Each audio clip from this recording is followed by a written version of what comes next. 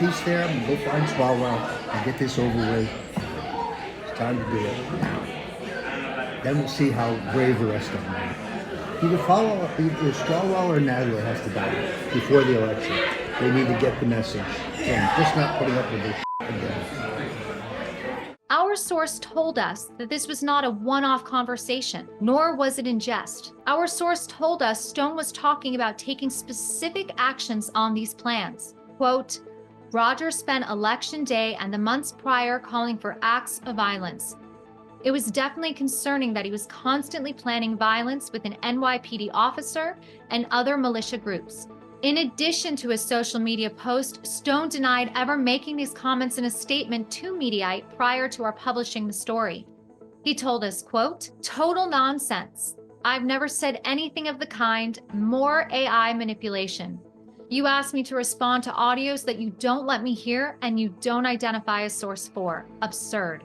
However, his associate Sal Greco did not deny the comments, telling us, quote, I don't think your reader is interested in ancient political thought. Yep, Roger Stone, once again showing who he is, a malevolent actor in our nation's politics. Got a pardon from Donald Trump. Well, guess what? He's not going to get pardoned out of this one. That is him actually talking to former New York Police Department Detective Sal Greco about assassinating members of Congress just weeks before the 2020 election. We're going to probably talk a lot more about that with our guest this week. But this is who Roger Stone is. If you've forgotten, I always think of this clip of Roger Stone sitting in a deposition for a lawsuit against him. Look carefully at this person. This is the person who's saying it's all made up. Okay, I'm going to asking him. I have no obligation to do that, and I'm not going to do it. Certified. Yes, please do. You can ask your individual questions like you did yesterday. Well, take an opportunity, Mr. Stone. We have time to review the affidavit. I'm not going to read your biography. And tell me whether anything's inaccurate. I'm not going to read your biography and all of your asinine claims because you're an egomaniac. I'm just not going to do that. All right. If you have a specific question, certified. We'll go to the court about it. I agree. Let's go to the court about it. I want to do that. Your reputation here is well known. Stop. Well known. Stop.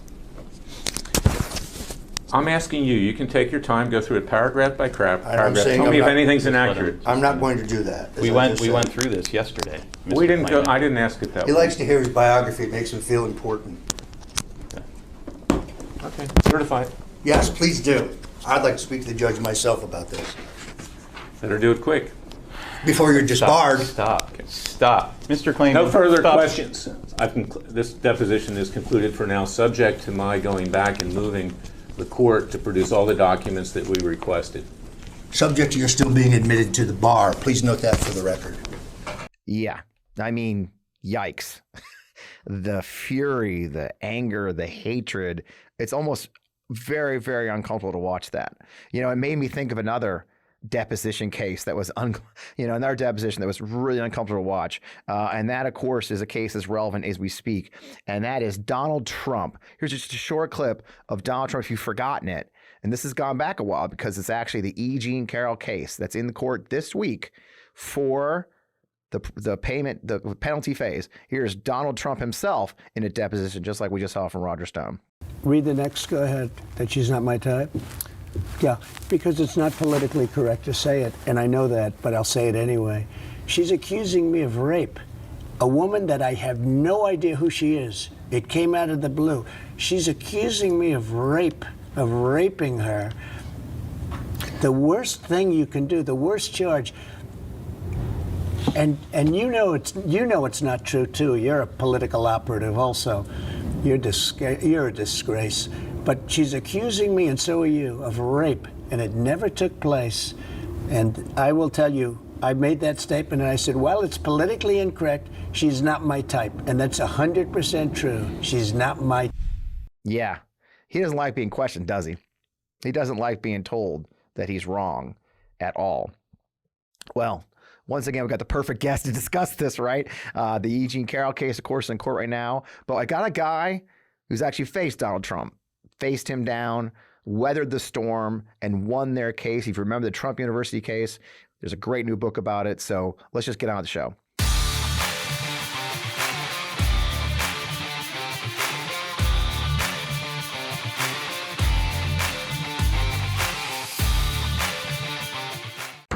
Oh man, welcome, welcome, welcome. It is great to be back here in the studio with you. Man, last week's show, I don't know what happened. Matt's figured it out finally, I think. We had 550,000 views or more. It's still going. God, I love you guys. Thank you, Midas Mighty. Thank you, On to Moxie subscribers. It warms my cold, dark heart to see all of you guys making comments and saying hi. And I really do look, even the people who hate me, I love you guys the most. So it's great to have you here. I can't tell you. Well, the first votes are in Iowa. We've actually started the presidential campaign. The election season is here. There's no easy night anymore. We've been saying it's coming, it's coming. Well, gosh darn, it's here. Iowa was this week. Next week is New Hampshire. It's crazy. They wasted, I think Vivek wasted $50 million of his own money to come in distant fourth. It's awesome.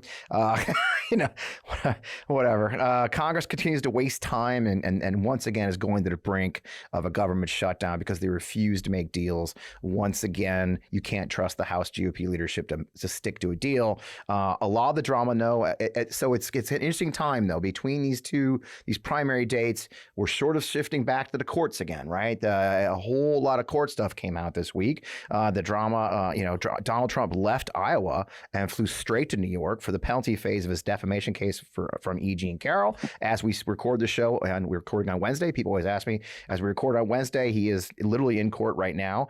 This seemed like the perfect time to get a guest who's actually beaten Trump in court, has a new book laying out how to do it. So I'm thrilled to have former prosecutor Tristan Snell join the show, man. Tristan, been dying to get you in the show for a while. I'm thrilled to have you, brother. Thanks, man. Really appreciate it and really glad to be here. Tristan is a lawyer, legal commentator, served as Assistant Attorney General for the New York State, where he led the investigation and prosecution of the Trump University case, and has a new book coming out this month right here on the stage. That's called Taking Down Trump. You can see right here. So, and I've already read most of it. And I loved it. And what I found, I expected a how-to book, Tristan, but what I found was a fascinating deep dive into not just the Trump University case, but these other cases. You bring up E. Jean Carroll, and it's been quite a week for that, right? You mentioned that case. How bad is this going for him? How bad is this E. Jean Carroll thing going for him? It's going very badly. He keeps on making it worse because every time he opens his mouth, he defames her again. Right. And that is all going to get factored into determinations around what he could actually face in terms of punitive damages. Right. So, literally just a fancy word for like, what's the punishment beyond what are you punishing the person for above and beyond what will compensate fairly the person who was hurt. Right. It's really about making an example out of the person. We just saw this in the case against Rudy Giuliani. Yeah. Where there was a certain amount of damages that was considered to be the appropriate compensation for Ruby Freeman and Shay Moss for being defamed by Rudy Giuliani. But the jury then turned around and added an additional, much larger amount in punitive damages. And one of the big factors there is, does the defendant actually, does it look like they have any remorse at all? Right. Do they continue to engage in the bad thing even after they're getting rung up for liability? That is what I think we're going to see in the Carroll case. I think you're going to see a very large punitive damages award because he won't shut up. Right. He cannot figure out how to stop. And every time he opens his mouth, he's going to owe her even more money. And then he may try to see if he can get it knocked down on appeal, get that number crunched back down again. Courts will shave some money off of an award like that on the appeal, but it's not going to be everything. It's not going to be like, if this jury turns around and gives Carroll $60 million, $80 million, $100 million, which it might. Right. Is an appellate court going to turn around and then crunch that all the way back down to like $1 million? No, probably not. Like usually in that situation, they might lop off half of it so that she only ends up at 40 or 50, but it's going to be, but they're not going to take $100 million award and say that Trump only has to pay $100,000. That's not going to happen. He's not going to get crunched down that much. Wow. So I think he's in real trouble here. He has really, really, really dug a deep hole for himself, and he digs it deeper every day. And you talk about in the book quite a bit. You talk about so what I understand in the book is you kind of lead the path. I mean, what I enjoyed about it is so folks understand the book's framed as the 12 steps to beat Trump. But what I found fascinating as I read it is you lead us through the path. You mentioned E. Jean Carroll. You mentioned your own. So how did you get involved? And for those who haven't read the book yet and should, walk me through what led to this and your path on this journey of dealing with Trump. Yeah, so my path was, it wasn't that I was running around being like, I'm going to go get Donald Trump. Yeah, you were a kid, I'm going to go, or I'm going to get somebody who's right of center. No, it was that I showed up at the New York AG's office as a newly minted assistant attorney general in the Consumer Frauds and Protection Bureau. And on my second day there, my bureau chief walked into my office. And I talk about this, I think, in the introduction to the book. And she walks in and she hands me this case and a file for it and said, like, well, we've actually been investigating Trump University. I think my first reaction was probably to stifle a chuckle because I was like, I can't believe that he actually had a university. Right. But then the next thing she said was very key to, and it's very key for everybody to remember with all of this. And because I really think this is true for pretty much any one of these cases, I guarantee it with any of these prosecutors' offices. The first thing that is going to happen is you're going to say, well, we think there could be something here, but we have to find out. Right. You don't start off by saying, we're going to get him and we're going to find something to fill in the gap between what we have and what we need to get to nail him. No, you start off by saying, could be something here. Could be a nothing burger. Right. Our first job is to actually go figure out what the heck happened and let that dictate it. I was literally told there may not be anything here.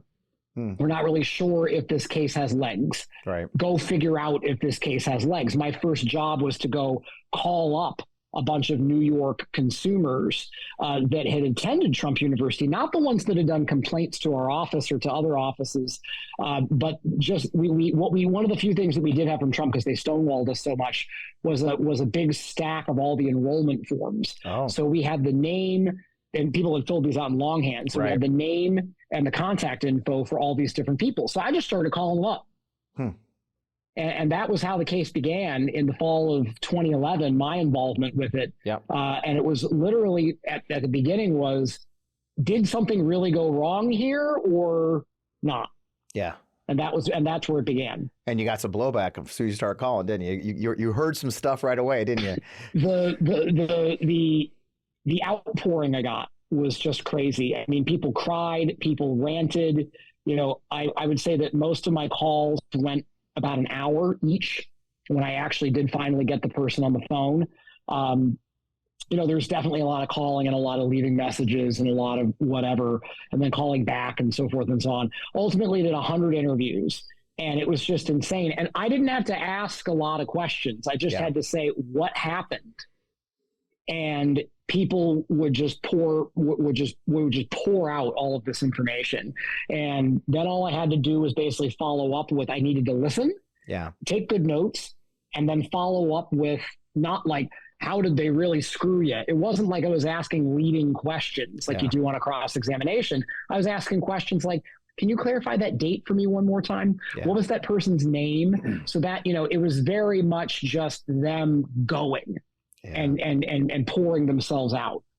And isn't that a story with Trump? I mean, this guy has burned so many people over the years. I mean, we talked about E. Jean Carroll, and I saw there was a viral video a video tweet that went out. It's an older one it went viral again this week, talking about a guy. I don't know if you saw it. There's a guy talking to the camera about how a friend of his was a contractor, took a gig with Trump. You saw that one, right?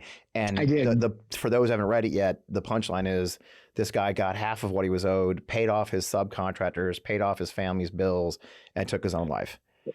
It's awful. It's awful. Absolutely horrible because it killed his business. Killed his business. And we hear that story over and over. And you talk about in the second phase of your book about the investigation. And one of the things that really struck me is you said consistently in several chapters, the contractors are the key because he outsources everything, but he screwed so many contractors, right? And so how did that play into your investigation? And how does that play into the things we're seeing now? Like we're seeing that with Mar-a-Lago, right? The Mar-a-Lago documents cases. Yep, that is really a thread, I thought, that goes all the way back to Trump University and well, all the way back to the 70s to now, right? And he screws contractors, and that was an opening for you with your investigation, correct? That was where we broke the whole thing open. Wow. Okay. And that's the whole, that's kind of right in the middle of the book. It's rule 5 is about going to go after these former vendors and business partners because they can be potential allies and they can break open your case. Right. So that's literally what happened in our case. So we had all of this consumer material from the victims. Which we then worked up into sworn affidavits. A lot of these people were brave enough to say, not only am I talking to you, but I will do a signed sworn affidavit under penalty of perjury. I will testify if I have to, et cetera, et cetera. Yeah.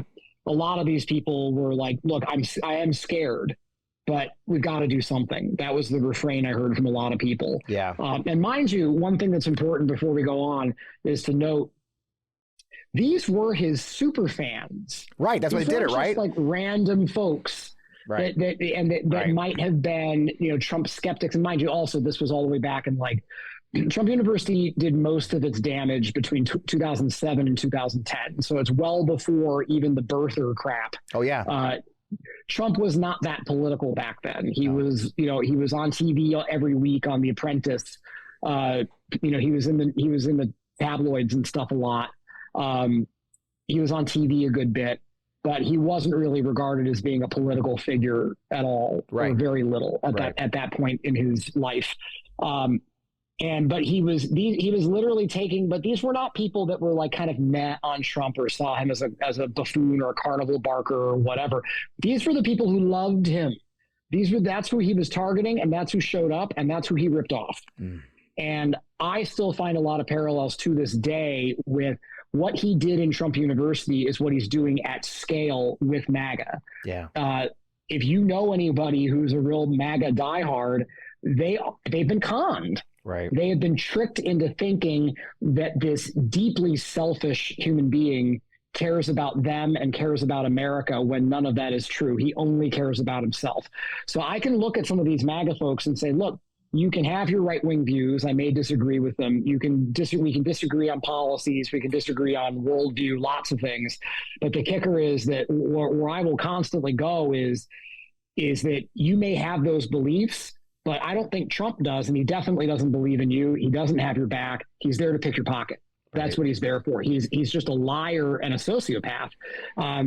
Even if you want to continue holding those beliefs, go ahead. But he is not your champion. You think he is, but he's tricked you. And I think that's the thing that people need to remember. And then that it does extend to a lot of these vendors.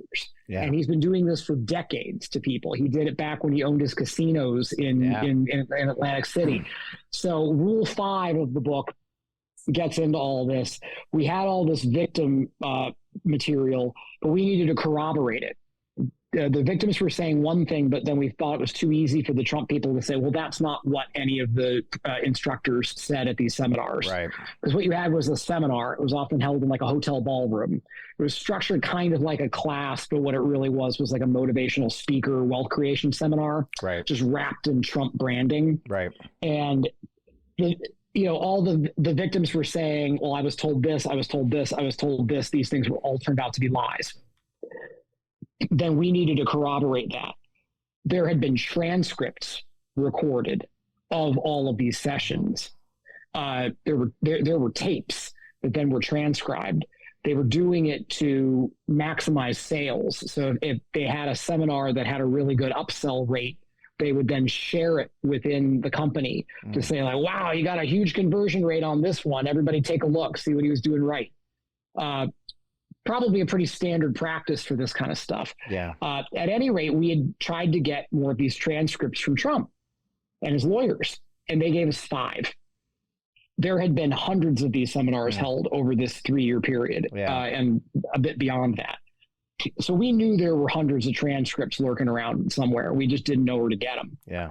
And finally, I had figured out which vendor it was that had done the transcribing, and we couldn't find them at first. Took forever to track them down. I finally was able to, and then I had also remembered that I had seen this guy's name in emails that I had looked at where it turns out that he himself, and I'm not going to give away his name. Yeah. I have a fake name for him in the book. He and his little company had been screwed out of about $14,000 as Trump University was shutting down. They just didn't pay any of their vendors. There you go. So rather than, even though Trump and the Trump organization owned and operated Trump University as a subsidiary, they refused to make good on the bills that were due and owing when Trump University was shut down. They shut it down because they were getting hit up by so many AG's offices and consumer complaints that they decided to shut it down rather than continue it. That was in roughly the summer of 2010. So long story short, I finally get this guy on the phone and I go through the whole sort of scene in the book. But the long story short is he was not going to help me. This guy had been a friend of one of the Trump University executives. Right. And I don't think that he was super inclined to help me. And he was not in New York State, so it was going to probably be a whole lot of difficulty to enforce the subpoena against him. We probably could have done it, but it would have been a whole thing and it would have taken forever. But then I was able to mention the fact that he had gotten screwed over himself. Right. And it was like I'd flipped the switch. All Right. of a sudden, he's like, you know what? No, they never did pay me. It was actually one of the factors. And he had to shut down his business in part because of that unpaid Trump invoice. So he said, you know what? I have about 150 transcripts sitting here on my hard drive still. Where do I send them? Wow. And that broke open the whole case. It went from 5 transcripts to over 150. And it was just a treasure trove of material. It confirmed and corroborated everything that our victims were saying. Yeah. We had proof from the Trump people that this is in fact what their instructors had said, all of the lies that they were doing to get people to put up more money. It was all correct. Everything the consumers were saying was true. And it just shows So that really broke open the whole case. Yeah. So years of burning people is coming back to haunt him. And you talked about Rule 2, how he has bought prosecutors off, and yeah, you know, I found it fascinating how you laid out just how long that the Trump organization has been investigated for faking their numbers in their real estate. You mentioned at length the real estate inflation that Ivanka was involved in it, and they got that. They kept buying off New York prosecutors. I was shocked to see, of course, Greg Abbott's name, and then Pam Bondi. I mean, tell us a little bit about how he always avoided these prosecutions through sprinkling his money around. So, you know, the pattern for Trump for a long, long time was that he was able to avoid a lot of accountability through. I honestly think he's gotten worse at this as he's gotten older. Yeah, you say that in the book. He's not as quick as he used to be. He's not as quick as he used to be with this, but also there's now so much, and now you have this group of prosecutors who are not going to get co-opted. They're not going to be compromised. But he was able to get away with it for a long time by proactively going after these folks and donating either to their campaigns or the promise of future campaign donations or donations to their favorite charity. And he was able to keep from an investigation ever being opened to begin with. Inoculated himself, right? Yeah, and that is how the truly elusive targets manage to float above the law. Is they rig the system so that it works in their favor, and they never even get an investigation open to begin with, or if one is open, they can get it shut down. So with a bunch of these instances, you had very suspiciously timed donations or promises thereof to these various prosecutors, and the matter right around the same time disappeared. So, you know, do the math. Yeah, it doesn't have to be. It's a great place to take a pause for our sponsor. We've got Real Paper sponsoring our show this week. We love that sponsor. Let's check out what they have to offer. Trees are a renewable resource, but, you know, not an unlimited resource. I mean, honestly, trees don't actually grow on trees, right? So every day companies are clear-cutting forests just to produce toilet paper. Trees and wood are amazing resources, but doesn't make sense to use them for a product we only use once and flush away. You know, those trees deserve better. That's why Real Paper uses bamboo to make their sustainable toilet paper. Not only does bamboo grow incredibly fast, you know, because it's a grass, it can be cut, harvested over and over again, just like the grass in your lawn. So when you use real, it doesn't feel like you're sacrificing trees or, look, I'm a tree hugger. I admit it freely. If you guys follow me, I hike every day. I'm out in the woods. And to know we're cutting down these beautiful trees for toilet paper, it just doesn't make sense. So real, in a lot of ways, feels like an upgrade to me for my heart. It's always shipped free to my door. It's plastic-free shipping packaging. It can schedule it. I can schedule it right on the line. Subscription goes exactly where I need it, when I need it. I never have to worry about forgetting to buy anything at the store. Real is partnered with One Tree Planted. So with every box of Real that you buy, they're funding like reforestation efforts. And if you've ever hiked in one of those places where they're putting new trees in, it's beautiful to see, and it needs money. So unlike other TP that cuts down trees, Real is actually helping organizations to replant our forest and to grow our trees back. So look, Real Paper is available in easy, hassle-free subscriptions for an online purchase or a one-time purchase on their website. All orders are conveniently delivered to your doorstep with free shipping, 100% recyclable, plastic-free packaging. So if you head to Real Paper, I want you to go to realpaper.com/Fred. You sign up for subscription using my code Fred. You're going to get 30% off your first order and free shipping. So that's Real Paper, RELPAPER.com/Fred, or enter promo code Fred to get that 30% off your first order and free shipping. So let's make a change for good this year, right? Switch to Real Paper. Real is paper for the planet, and we're thrilled to have them a sponsor for this show. Thanks so much for the Real Paper sponsor show. It's just fascinating to me. And kind of going back to something that I opened the show, I don't know if you saw it. I opened the show with a clip of Roger Stone, talking about having Eric Swalwell and Jerry Nadler executed right on Media. I got that clip. It's sort of shocking to hear it. But there's reports now we're hearing that this week that there's an investigation being opened. How dangerous? I mean, obviously he's just saying, they're just words. How dangerous is this really for Roger Stone, since I ran that clip at the start of the show? Yeah. So the problem for Stone is that, yes, there is just words. Yeah. But then there is the law on the books regarding conspiracy. Okay. And this has been very fleshed out over decades, centuries, really, of case law to distinguish mere speech or mere words from actual conspiracy. So a couple of things to just sort of run through. One is that the object of the conspiracy does not need to succeed or even be fully attempted in order for conspiracy to exist. Okay. So it doesn't matter that no one actually fired a bullet or tried to place a bomb. They might not have ever gotten that far, but it doesn't matter. That is not a deal breaker for finding conspiracy. What if he was just having that conversation and nothing ever came of it, and he was just running at the mouth? Then that probably isn't conspiracy. So those are kind of your extremes there. Yeah. In the middle, which is where Stone might have stumbled or bumbled himself into, and I shouldn't even use those phrases. I mean, this is a really dark and serious problem. And a very malevolent actor, and deserves some very serious investigation here. Yeah. Even if it turns out that he didn't break any laws, we need to know. Yeah. You don't just get to say that he shouldn't be investigated because he's a political figure. It doesn't work that way. That's what he's going to probably try to argue at some point. Right. Is that because of his close association with Trump and Trump running for office, that thereby Stone should not be investigated. This is a partisan witch hunt, blah, blah, blah. Here's what the law actually is, rather than the garbage that we're going to hear from him and his people probably. Yeah. The law requires an overt act, is the exact phrase. And that can be anything. It's basically something other than the talking. Some other steps, action needs to be taken.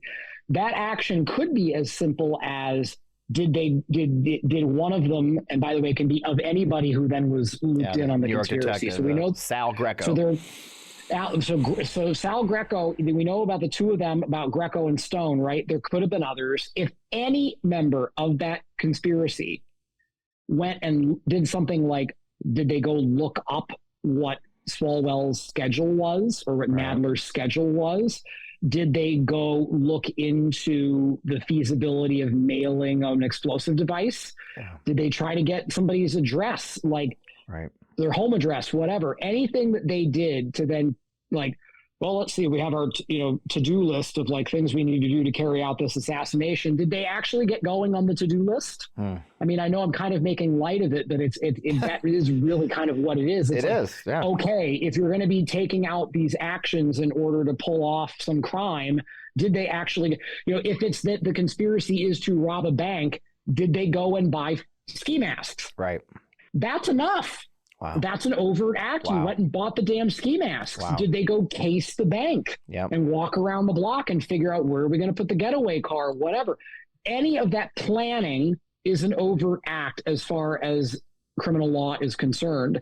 So they might not have gotten very far down the road, and I hope they didn't, because this is absolutely terrifying to think about. Yeah. But if they can actually prove that there was anything else done, whether it was by Stone or Greco or by anybody else that they sort of read into the conspiracy, then Stone's in deep trouble.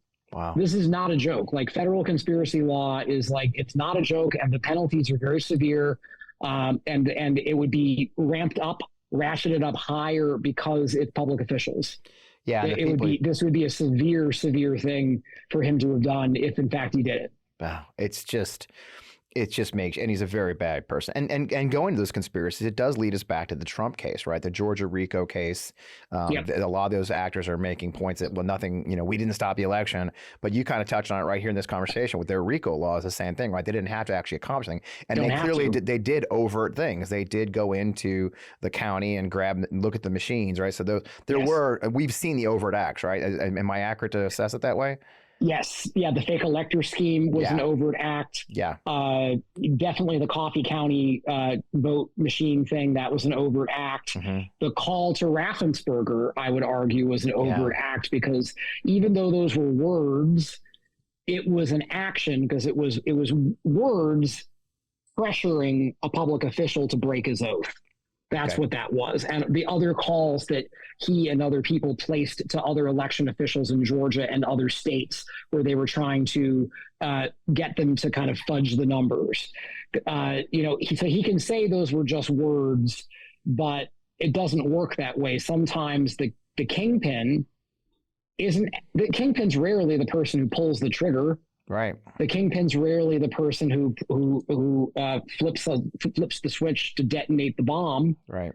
But so often the crime that the big guy is going to commit is going to be words, but it's words that are themselves an action. And that's what they're going to be really hunting for with Donald Trump. Yeah. And then I think they're going to have. Yeah, I mean, it seems like Fani Willis has it now. I mean, if you notice I think there was a filing this week, some sidebar about her relationships with one of the special prosecutor. I mean, it does feel like spaghetti being thrown against a wall, hoping something sticks, because the desperation is real, right? Yeah, I mean, that gets into Rule 11 from the book, which is about Trump lashing out at opponents or the prosecutors, the lawyers, the judges, and that you really just have to ignore all of that. The thing the thing I've been saying lately is that at the end of the day, you've really just got to be a bulldozer, and a bulldozer doesn't care if it's being yelled at. A bulldozer doesn't care if you tell it you're going to sue it. A bulldozer doesn't care if you're threatening it or its family. Like, it doesn't care. You just keep going. You need to keep your head down and just push. Yeah. Because once, in my view, once he actually does engage in that kind of attacking, and I do believe that he probably had something to do with this Fani Willis thing. Yeah. It has his fingerprints all over it, in my view. Roger Stone, too. maybe. Yeah. And then, I say in the book, it's ignore it. It means you're on the right track.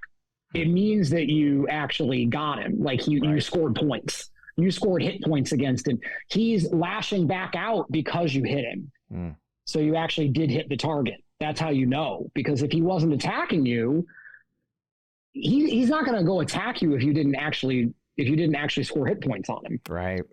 Right. Yeah. And then we see that in the election, right? I mean, he never criticized Vivek Ramaswamy until the night before the Iowa primary, the caucus. I mean, he wasn't landing probably had a blows. Little bit of data that Vivek might actually make a late run, especially with the way the caucus system and works. And remember, Elon was loving on him. I think that's what triggered him. I think Elon loving on Vivek is what triggered him, to be honest with you. That it could have had something to do there, and of course we all know, I think most political junkies know the whole system where the second the votes of people that are out of the running then get reallocated. Yep. So it's possible to be sort of the second choice or third choice person and make a surge because the people lower down on the list get freed up to choose a second choice candidate or third choice candidate. That's the way caucus system works. Yeah. So you actually can get somebody seemingly low in the polls make a surge and come up with a big surprise on caucus night. So they must have had some feeling that maybe Vivek had that possibility there, and they just wanted to like squash it. Yeah. And, you make a pretty strong case in the book as well of how much public pressure matters when it comes to taking on powerful people. Yeah. How much public pressure matters not taking on Trump, and how much it matters as we go into these things. And you made a really good point about how with the January 6th case, with the pressure on Garland, you obviously, there's a little bit of speculation. We're speculating, nobody sues. That the January 6th committee really did put pressure on Garland to appoint Jack Smith. I mean, and then we're seeing that, right? There's a lot of pressure now to hold Trump accountable and his others. Where do you think that's going? I mean, we last week or a couple weeks ago we had Mario Nicolais, who was one of the attorneys for the folks in Colorado. I mean, we're seeing a lot of these things happen. The pressure is ramping up, but political pressure matters, right? I think it does. I think it matters a lot. I think it's been an underregarded, an underappreciated element for all of this. I designed Taking Down Trump also as a bit of a citizen's guide, so that we all can understand the role that we have to play in all of this, whether that's on social media or writing letters or organizing or what have you. I do think it matters a lot. I think it mattered with J6, and I think it mattered with the Alvin Bragg, Manhattan DA's office, investigation and ultimately indictment of Trump, where that looked like it was dead. There was a big firestorm of criticism. And then a year later, the hush money matter is back. And suddenly Bragg becomes the first prosecutor to do a criminal indictment of Trump. He actually beats out all of the other matters that we were looking at. So I don't think that would have been as likely to happen, and maybe not likely at all, had it not been for the groundswell of public opinion, which was very, very vocal, urging Bragg to reconsider and saying that people felt that he made a mistake. And the way I like to think of it is this: it's, there's the facts and the law, there's the merits of the case. Okay. And in no way, shape, or form am I saying you can manufacture a case just based purely on what public opinion wants. That's not how these things are supposed to work. And I don't think in any way it's how any of these current matters are working. Yeah. However, just having the merits is not wholly sufficient to actually see something get brought. There's a courage factor that is really, really critical. And so the first third of the book is really about that, with sort of focusing on the leadership element of it, including the part about Bragg and about the J6 committee. And my take is that if you don't have that, you got to have the merits, there's got to be evidence, and then you've got to have courage. And if you don't have both of those things, it's not going to move forward. Yeah. And a lot of the reason why Trump got away with it for so many years was because of what I would sort of think of as like political timidity. Yeah. It's fear. Yeah. It's fear. It was fear going after him. It was sort of a hesitation, like, let's not poke the bear. Right. He'll counterattack. He can summon publicity at the drop of a hat. Yep. We'll have this blinding light on us. We'll be put under a microscope. It's not worth it, especially when on the one side is fear and on the other side is, it looks like potentially a campaign donation might be available for you if you just play ball with him. Yeah. And I think that we've now passed the tipping point. I think the Trump University case is what did it. Obviously, I'm biased, but I really think that was true. Yeah. I think the New York AG's office built this playbook. They did it with Trump U, then the Trump Foundation case a couple of years later, and now you see it again with the Trump Organization civil fraud case. Yep. This playbook and the idea that there's this willingness to go after him now, like prosecutors are not afraid of him anymore. Yep. And neither are litigants. You see Jean Carroll going in there, and she's got a great legal team led by Robbie Kaplan. Yeah. And then you've got and then Michael Cohen has actually successfully won a couple of cases against Trump now, including to get a bunch of unpaid fees, and including Trump managing to dismiss Trump's defamation case against Cohen. People are not afraid of him because they now see that, like, look, if you just keep pushing, you can actually beat him. Yeah. Yeah, and I think that's really key for people to see. And when you're talking about an elected prosecutor or even an appointed one, I do think the public opinion role is massive, and it's something that we should all bear in mind. We need to be a constituency for justice. Yeah. At all times. We have to be actively holding the prosecutors themselves accountable so that they hold the bad guys accountable. Oh, I like that. That's brilliant, and we're seeing it. And he's a wounded now. He is taking hits. He's taking losses. And as you've said throughout it, he is not who he was. He's not he's lost an edge. He's not. There's no way to look at him and realize, and his behavior. He's also reeling. I mean, there's a lot of cases. You know, my friend Dennis Aftergut and Lawrence Tribe just wrote a piece on Slate this week talking about how Judge Aileen Cannon is quietly sabotaging the documents case. There's just a lot going on, right? You know, and he appointed Aileen Cannon. It kind of goes back. There's a lot of play there, right? That she was appointed, you know, after the election, for God's sake, or she was, you know, put up. I think you're seeing it. I mean, is she going to succeed, do you think, in delaying that case, the election? Or do you think, I almost feel like they mentioned, they think Jack Smith may be playing a long game to let her be, because she's trying to be subtle, I think. What's your take on that? And I think that's the last question I'll bug you with. Yeah, I mean, I think the kicker there is I do think that she is having some success in that. Yeah. Part of the key here is that we have to work backwards from how all this could go, because we know that I think there's a good reason to think that DOJ is going to be very wary to push these cases forward in September and October. Yeah.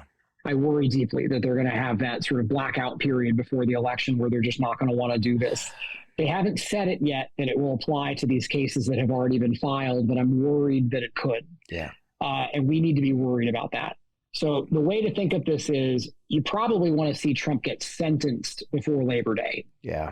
Okay. If you, ideally, if the juries are going to convict, you want that those of us that want to see this happen, I think you want to see it happen by then. I think that the J6 DC case is on track.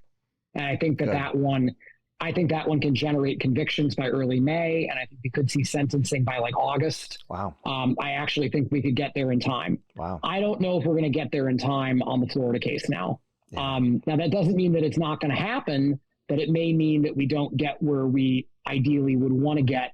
But I will say we could get a conviction before Labor Day on that one, but then it may be that he gets sentenced after November. I don't think that will have as much of an impact politically. I think when it really sinks home for people that a jury you saw these very credible witnesses point the finger at him, including his inner circle, people like Mike Pence, Mark Meadows. B, that a jury actually convicts him after a fair trial, and then C, that there's actually a sentence levied and that he actually truly is going to prison. I think once that hits home for people, I think that there's going to be even some diehard Republicans and even some heretofore very diehard MAGA people they're not maybe the core base, but I think there's a sliver of people there that are going to be like, yeah, I think that's where I get off this bus. Yeah, I mean and polls say that. Polls say that. Even polls say that. So even the entry polls. I mean, that NBC was touting a poll yesterday saying how 65% of the people who went in Republicans said they didn't care, but 31% did. You know, and that's a big number, and that's enough. You know, that's enough, and that's right? enough. Right? We say that all the time, and that's enough because independents are very much the 100%. They're like 100% now. Yeah, right. So that's I agree. Right. And you can also tell when you get it polled on whether or not he's immune. Right. The poll numbers there tend to show that there's a pretty solid 2/3 majority of the country that is not yet convinced he's guilty, but that does believe that A, he should be tried, and B, if he's convicted, he should not be anywhere near public office. Yeah. So that gives me hope. I hope he just doesn't have the wiggle room that way. Yeah, he doesn't have the wiggle room. I don't believe that he does. No. I don't believe that he does. But Cannon's making this a little bit more difficult because, as a case, if I got to pick which case I wanted to go try, just in a vacuum, I would probably pick the Mar-a-Lago Open case. And shut. Yeah, I think it's the most slam dunk of the cases in terms of the evidence fits the crime like a glove, like it's just perfect. Yeah. So, but this has created a major problem. Major Yeah, problem. well, hopefully they figure it out, or that he is, Jackson is letting her lead herself into a point where she'll be dismissed from the case. So, well, Tristan, man, we could talk for an hour here, or 2 hours. I probably have 5 more questions I'd love to ask, but I really appreciate your time. Man, what a great conversation. Love the book, and I don't say that very often. Can you tell people where to find the book? We'll put it up on screen. Tell us about where they can find you, but especially the book. And when does it come out officially? January 30th, I believe? It's January 30th is the release date, so we're well into the pre-order phase now. I think there's going to be a second printing. Wow. So if you want a hard copy, you probably want to reserve it now to make sure you get it right when the book drops. And then, of course, you can get it as an ebook, and then it'll hit your devices on the 30th. But you go to takingdowntrump.com, and then you can choose which bookstore you want to get it from. And there's also a deal there for getting discounted signed copies. So that's fun as well. And you can find me all over social media at Tristan Snell. And, I'm going to be doing a bunch of other MSNBC and CNN and things like that. So, Cool. you'll be able to see me there as well. We got you first. The Midas Mighty will love that. I tell you, folks, and my longtime viewers know I don't plug books I don't love and I haven't read, and I love this book. I am taking it with me. I'm leaving here for Chicago now, and I'm going to take that with me. It was just really great stuff. I mean, and it does paint a very effective picture of who Trump is and how we can beat him legally, which is probably going to be one of the best ways. So, man, I just can't thank you enough for joining us so early in the process and being part of your new success, their book. I'm sure it's going to be a bestseller. Thank you, sir. Really appreciate it, and happy to help anytime. Great. Well, good talking to you. Good luck, man. You too. Take care. Yep. Man, what a great conversation, right? I mean, Tristan's brilliant. I've been fortunate to be connected with him on social media for quite a time. It's the first time we had a chance to talk. I don't kid when I say this. I really do enjoy the book. I'm reading it cover to cover. That it is a fascinating way, and it reminded me of things I'd forgotten about the Trump legal arc, if you will. So definitely worth doing. Well, it's we're going to see it's going to be an interesting week ahead of us, folks. Before you see me next time, we've got the New Hampshire primary on Tuesday. That'll probably further shake out the Republican competition. We've got the government shutdown threat. We're going to see a lot this week.